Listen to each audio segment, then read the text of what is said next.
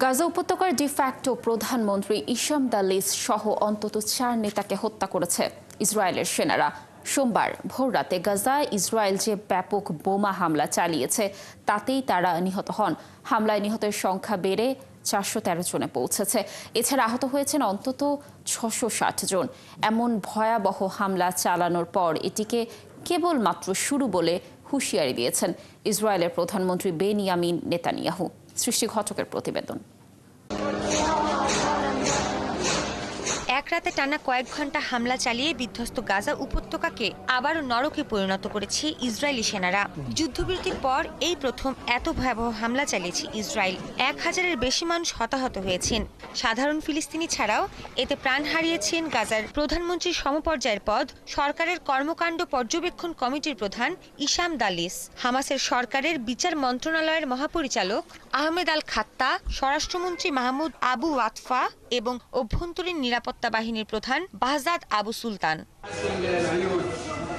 হতাহতের সংখ্যা এতই বেশি যে গাজার স্বাস্থ্য মন্ত্রণালয় সেখানকার সব হাসপাতালে সাধারণ মানুষকে রক্ত দেওয়ার জন্য অনুরোধ জানিয়েছে। রক্তের স্বল্পতার পাশাপাশি পেইন কিলার ও ব্যান্ডেজের সংকটেও পড়েছেন চিকিৎসকরা। গাজায় ইসরায়েলের সাম্প্রতিক হামলা যুক্তরাষ্ট্রের সঙ্গে সম্পূর্ণ সমন্বয় করে হয়েছে বলে মঙ্গলবার জানিয়েছে ইসরায়েলি সরকার। এমনই ভয়াবহ হামলা চালানোর পর ইসরায়েলের প্রধানমন্ত্রী নেতানিয়াহু এটিকে কেবলমাত্র শুরু বলে উল্লেখ করেছেন। ইসরায়েলের সরকারি সম্প্রচার মাধ্যমে সম্প্রসারিত এক টেলিভিশন ভাষণে প্রধানমন্ত্রী বেনিয়ামিন নেতানিয়াহু দাবি করেন, যুদ্ধবিরতির মেয়াদ বাড়ানোর পরও জিম্মিদের ফেরত না পাওয়ায় সেখানে আবারও হামলা শুরু করেছে তার বাহিনী। আমি হামাসকে সতর্ক করে দিয়েছিলাম যে যদি তারা আমাদের বন্দীদের মুক্তি না দেয় তাহলে আমরা আবার যুদ্ধ শুরু করব, এবং আমরা তা করেছি। এটি কেবল শুরু। এখন থেকে আমরা হামাসের বিরুদ্ধে প্রতিদিন হামলা আরও তীব্র করব। একমাত্র আক্রমণের মুখেই আলোচনা চলবে এবং আমরা আমাদের সমস্ত যুদ্ধ লক্ষ্য অর্জনের জন্য লড়াই চালিয়ে যাব।